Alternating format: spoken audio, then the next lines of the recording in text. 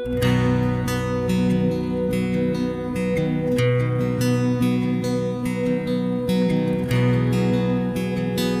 queridas amigas y amigos, bendiciones. Por favor, uníos conmigo en esta oración. En el nombre del Padre, del Hijo y del Espíritu Santo. Amén.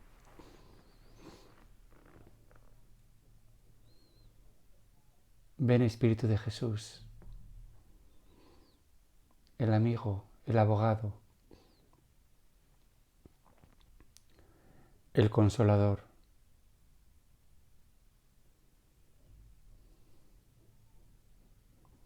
Desata los nudos. Libera. Abre nuestro corazón a tu voz, a tu luz, a tu palabra, a tu bendición.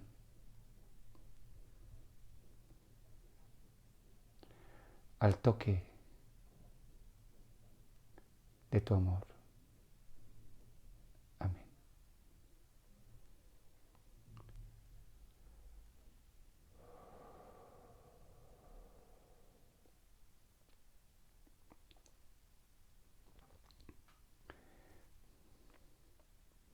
El Evangelio de hoy es la continuación de lo que ocurrió después del bautismo de Jesús. Bueno, en realidad me equivoco. Porque después del bautismo de Jesús, el Espíritu le llevó al desierto para ser tentado por el diablo, como sabéis muy bien. Y es después de esta experiencia de soledad, de desierto, de tentación, después de esta purificación, si se puede hablar así de Jesús, o de esta preparación, que inicia su ministerio. Pero como sabéis, pues el episodio de la tentación en el desierto, la Iglesia lo reserva para el tiempo de Cuaresma. Por eso ahora, en este domingo del tiempo ordinario, pues después del Evangelio, ¿no? O del episodio del bautismo de Jesús, pues ya le vemos en Galilea iniciando su ministerio. Y el Evangelio de San Mateo cita un texto precioso del profeta Isaías que no puedo dejar de leer. Dice: tierra de Zabulón, tierra de Neftalí, camino del mar, allende el Jordán, Galilea de los gentiles. El pueblo que habitaba en tinieblas ha visto una gran luz. A los que habitaban en paraje de sombras de muerte, una luz les ha amanecido. Desde entonces comenzó Jesús a predicar y decir: convertíos, porque el reino de los cielos ha llegado. No sé por qué, pero a mí estas palabras, sobre todo las del profeta Isaías, ¿no?, me llegan tanto, ¿no? Galilea de los gentiles. Es como decir un lugar apartado, dejado de la mano de Dios, un lugar irrelevante. Y que un pueblo que vivía a los pobres, ¿no?, en tinieblas y en sombras de muerte, y lo repite dos veces, que habitaba en tinieblas, en un paraje de sombras de muerte. Y podemos entender que no se refiere exclusivamente, ni mucho menos, a que allí pues no salía el sol, como pasa pues en los lugares polares, ¿no?, que medio año es prácticamente de noche. O en otros lugares, por ejemplo Inglaterra, países nórdicos, que son muy sombríos. Hay mucha gente, por ejemplo, de aquí de Hong Kong, que tienen relativamente fácil el poder emigrar a Inglaterra. Pero hay gente, pues, que les espanta, les echa para atrás, ¿no? Un clima tan húmedo, tan sombrío. De hecho, creo que en latín se llama así umbría, o sea, sombras. Y por eso sabemos muy bien que los ingleses, cuando pueden, venían a secarse, ¿no? Al Mediterráneo, a torrarse de calor. Bueno, pues aquí no se refiere, ni mucho menos, a que Galilea, si habéis estado alguna vez allí, si vais a ir, veréis que es un lugar casi desértico, no me acuerdo muy bien, he estado, pero vamos, nada que ver con Inglaterra. O sea, sol todo lo que queráis, luz todo lo que queráis. Por tanto, se refiere a otro tipo de tinieblas, a otro tipo de sombras de muerte, psicológicas, espirituales, a experiencias de tristeza, de dolor, de desencanto, de desesperación. Bueno, pues a este pueblo una luz les ha llegado. Y he hablado en muchas ocasiones sobre lo que son las tinieblas.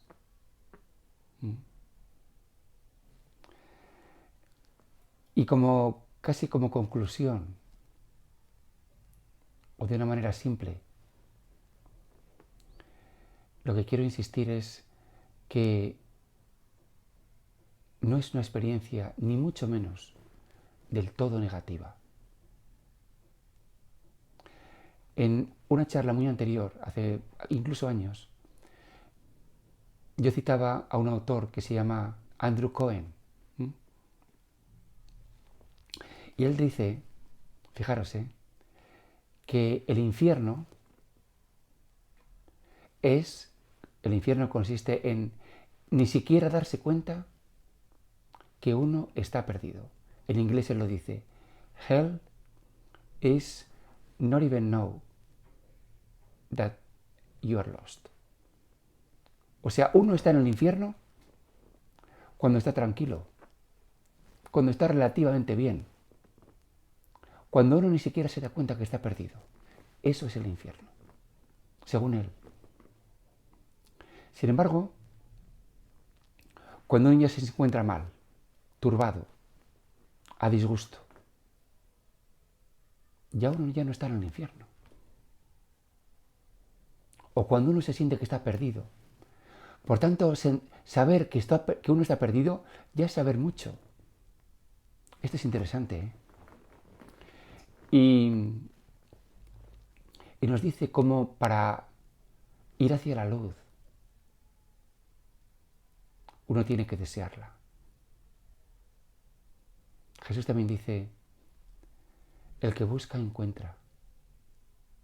Pero para buscar uno tiene que experimentar que algo te falta. Y yo también os he compartido, ¿no? Alguna vez.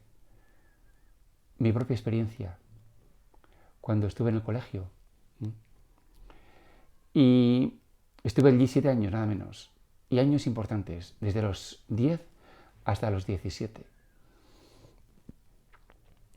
Y fueron años de tremenda privación, yo los definiría así.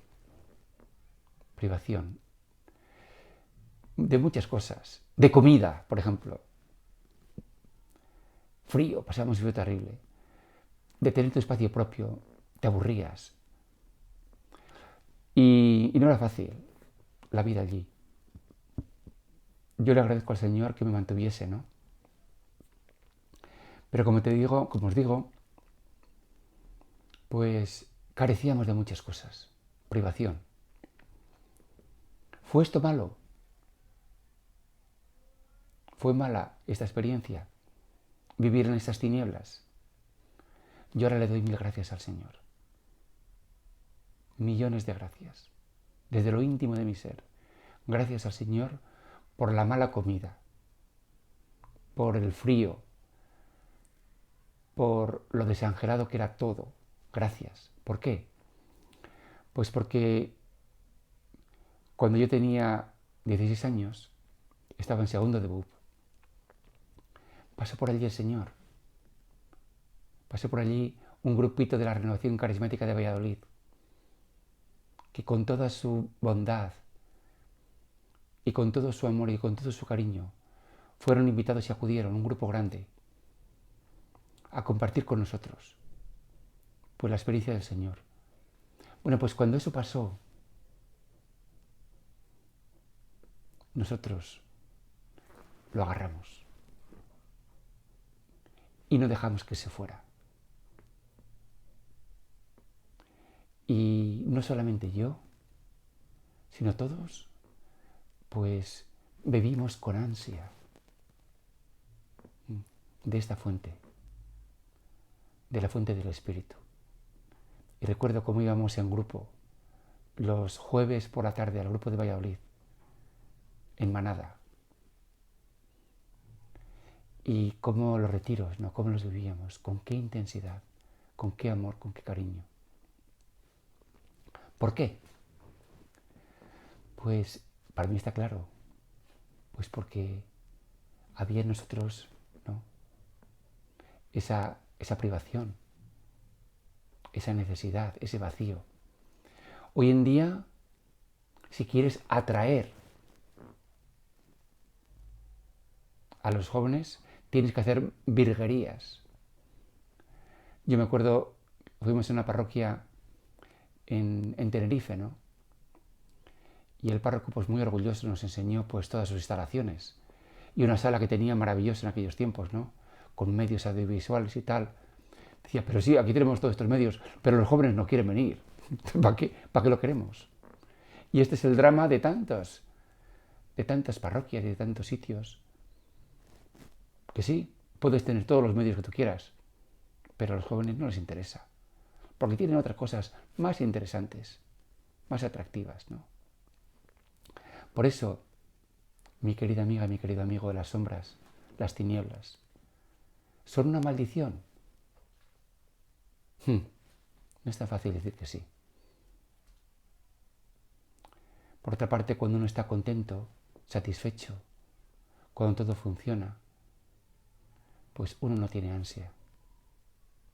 Por eso, también hemos hablado, ¿no?, del mensaje de Juan el Bautista como preparación a Jesús. Es decir, uno tiene que estar preparado para recibir el mensaje de Jesús, que es convertíos, porque el reino de los cielos ha llegado. Es decir, cambiad de vida, convertíos. Pero uno que está bien, por ejemplo, hoy mismo mi hermano me ha llamado. Y me ha llamado porque el ordenador que tenía, un portátil muy antiguo, entonces iba a hacer no sé cuánto tiempo, pues se le ha cachado. Ya no la funciona. Yo antes le decía, hombre, pero cómprate un ordenador un poco mejor y tal. ¿Para qué? Este me sirve. ¿Para qué voy a cambiar?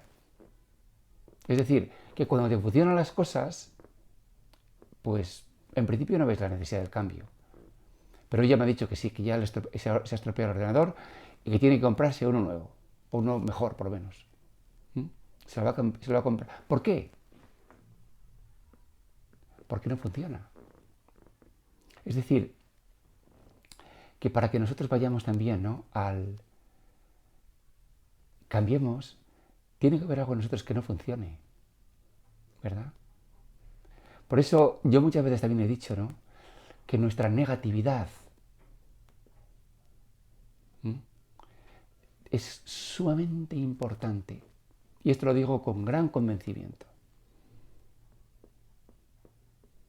Mi negatividad, que me desagrada, que me resulta cansina, que es fea, por supuesto. Sin embargo, cumple una función psicológica y espiritual radical, esencial. Las tinieblas. Y bueno, pues después de hablaros de esto, quiero hablaros de Jesús.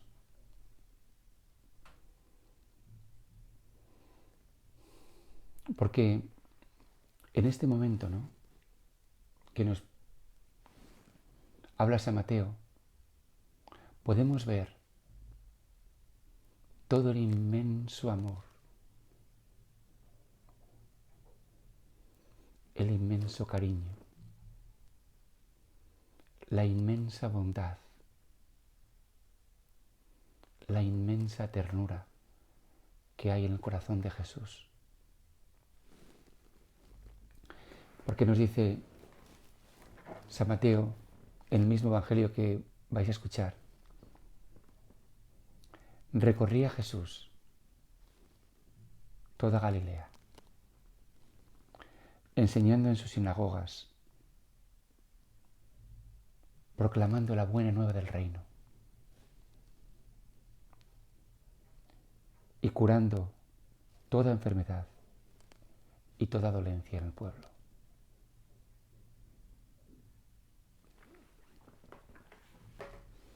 Imaginaros, ¿no? Este es el amor de Dios.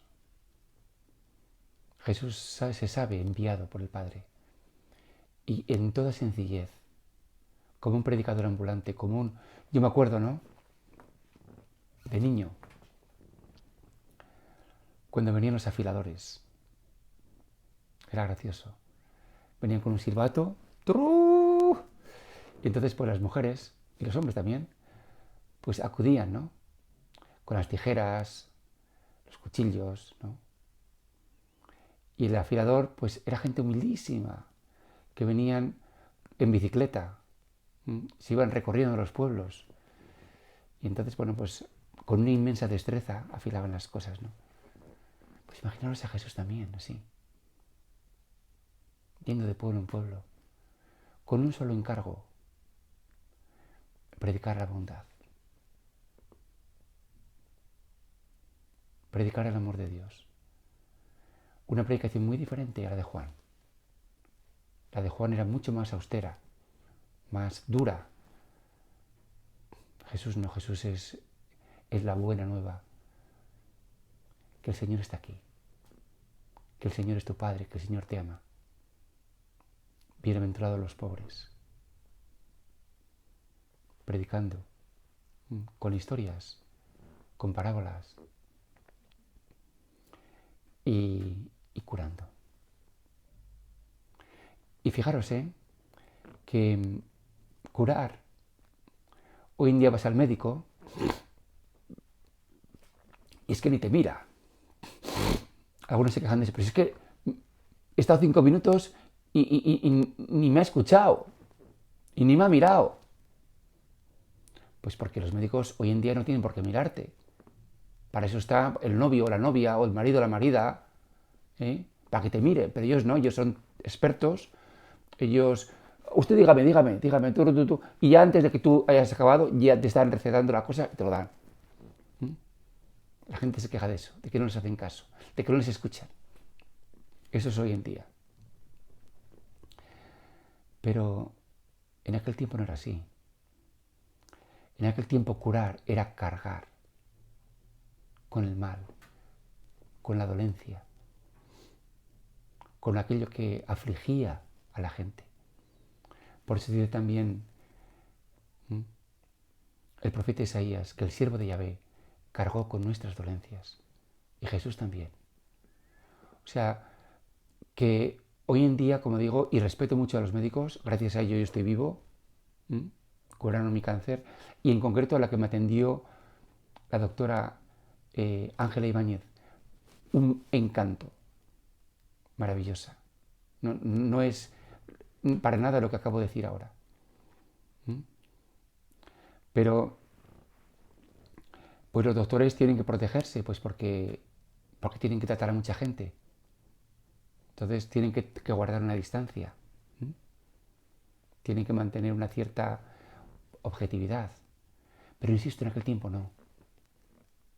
Jesús cargó con el peso de la vida. Y dijo a la gente, venid a mí, no os preocupéis, venid a mí, que yo os aliviaré. Si estáis afligidos, si estáis cansados, venid a mí, que yo os aliviaré.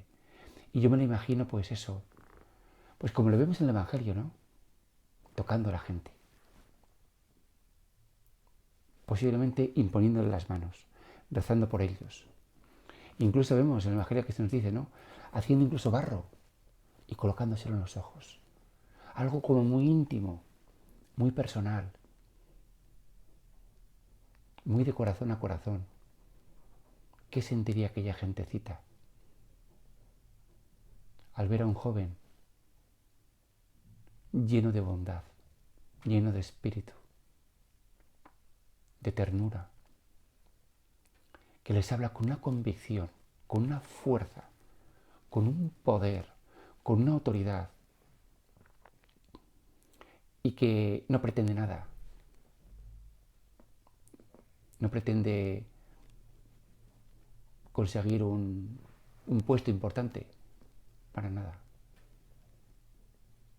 Es pura gratuidad. Y la gente se le quedaría mirando así, pero bueno, ¿y este quién es? Si ni siquiera es escriba, ni fariseo, ni ha estudiado. Si creo que es un... Creo que era carpintero. Creo que era carpintero, de Nazaret. Pero bueno, ¿y cómo él sabe tanto? ¿Y de dónde le viene esta sabiduría? La gente se quedaría admirada. Y la tercera cosa que quiero deciros es que Jesús no quiere hacer esto solo, ni mucho menos. Y necesita un grupito para animarse unos a otros y para apoyarse. Y empezó a buscar gente. Empezó a buscar gente. Y aquí en el Evangelio pues se habla de que encontró a dos parejas de hermanos, ¿no? Por una parte, Pedro y Andrés. Y pues les contó un chiste. Vamos, no es que les contara un chiste, dijo, pues tuvo una ocurrencia muy graciosa. Eran pescadores. Dice, venid conmigo, que yo seré pescadores de hombres. Fíjate, qué ocurrencia. Porque claro, para el trabajo al que Jesús les iba a contratar, ¿no? Ya me dirás tú a mí, ¿de qué sirve ser pescador? ¿De qué sirve ser pescador? Hombre, si fueras maestro, o en aquellos tiempos, ¿no? Pues fariseo, escriba, por supuesto. Entonces sí, porque sabes de qué va la cosa, sabes hablar a la gente, has estudiado, pero un pescador, ¿qué sabe un pescador de hablar a la gente? ¿Qué sabe un pescador del reino de los cielos? Nada. Pero Jesús le dice, no te preocupes, que yo seré pescadores de hombres. Qué ocurrencia, ¿verdad? Y bueno, pues por otra parte, Santiago y Juan, lo mismo. Jesús dijo, seguidme. Y lo dejaron todo y se fueron con él. Y formó un grupito de gente, incluyendo mujeres. Qué buen gusto tenía. Mujeres, porque no pueden faltar las mujeres, con todo lo que tienen que dar. Y Jesús en ese sentido fue un total pionero, porque en aquellos tiempos no se veía bien, ni mucho menos, a un grupo de hombres con mujeres. Pero a Jesús no le importó. Y estas mujeres les acompañaban, y les querían, y les apoyaban. Y les mantenían también económicamente.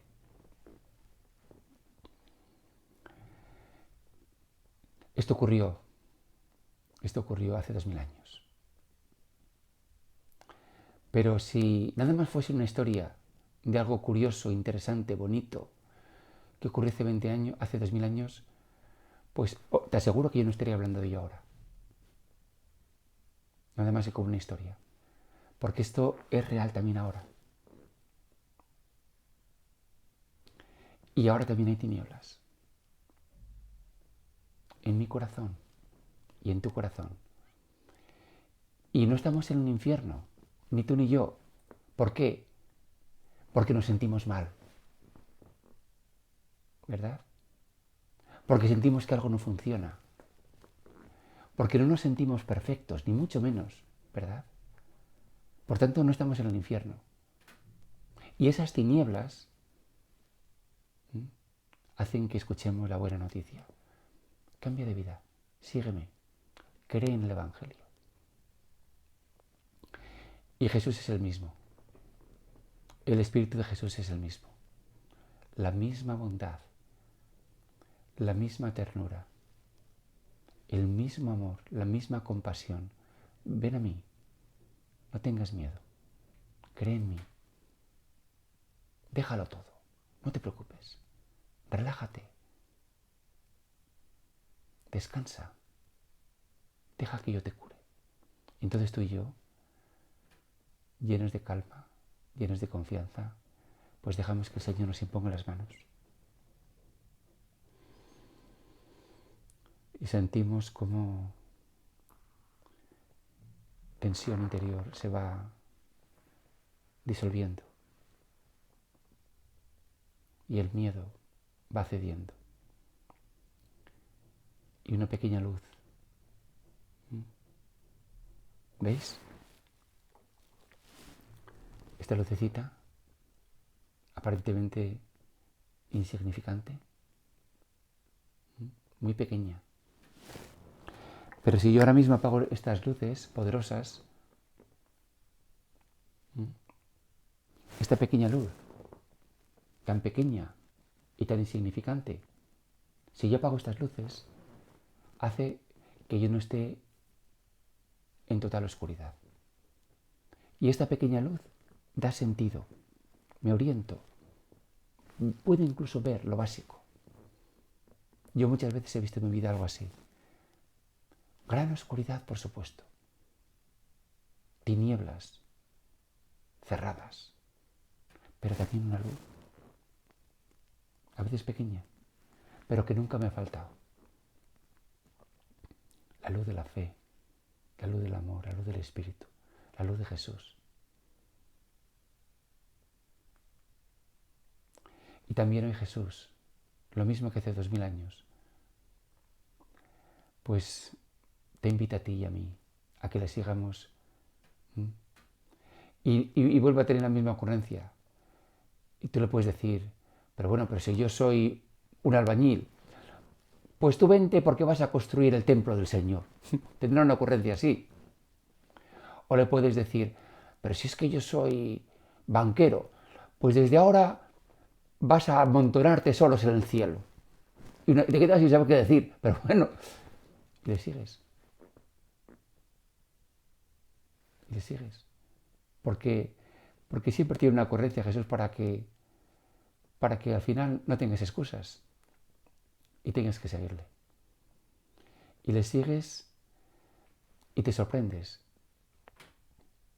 Fijaros que hoy en día hay mucha gente que se vuelve loquita detrás de un ídolo, detrás de un líder, detrás de un cantante, y le siguen. Y ese cantante pues no conoce, ni mucho menos, al 99,9999% de sus seguidores, sus seguidoras. No hay una relación personal. Únicamente hay, por un lado, esa pasión. Pero en este caso estamos hablando de que es el Señor el que me dice, sígueme, Vicente, sígueme. El Señor me invita a seguirle. ¿Qué más puedo pedir? ¿Qué más puedo pedir? Como diría San Pedro, Señor, si no te seguimos a ti, ¿dónde vamos a ir? Porque solo tú tienes palabras de vida eterna. Amén. Aleluya. Que el Señor te bendiga.